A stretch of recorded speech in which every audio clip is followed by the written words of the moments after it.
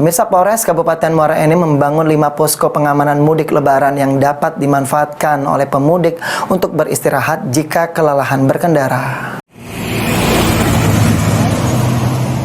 Untuk memberikan rasa aman kepada pemudik yang melintasi jalur lintas tengah, tepatnya di Kabupaten Muara Enim, Polres Muara Enim membangun 5 posko pengamanan mudik lebaran 2022 di beberapa titik jalan yang menjadi tempat masuknya kendaraan pemudik saat melintas di jalur lintas tengah Sumatera.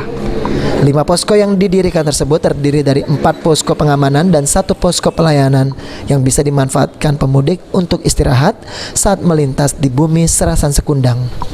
Setidaknya ada 156 personel kepolisian dari Polres Muara Enim diterjunkan dalam pengamanan lebaran tahun ini dan disebar ke 5 titik dengan fungsi kerja masing-masing.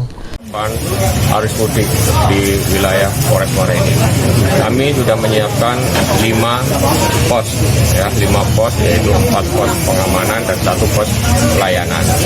Anggota personil kita yang dibagi di sekitar 156 personil yang dibagi dalam 5 titik pos pengamanan, 4 titik pos pengamanan dan 1 pos pelayanan. Ini masing-masing pos 1 kali 24 jam.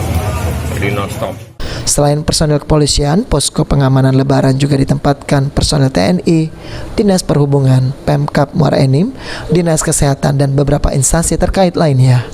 Mardiansyah, PAL TV.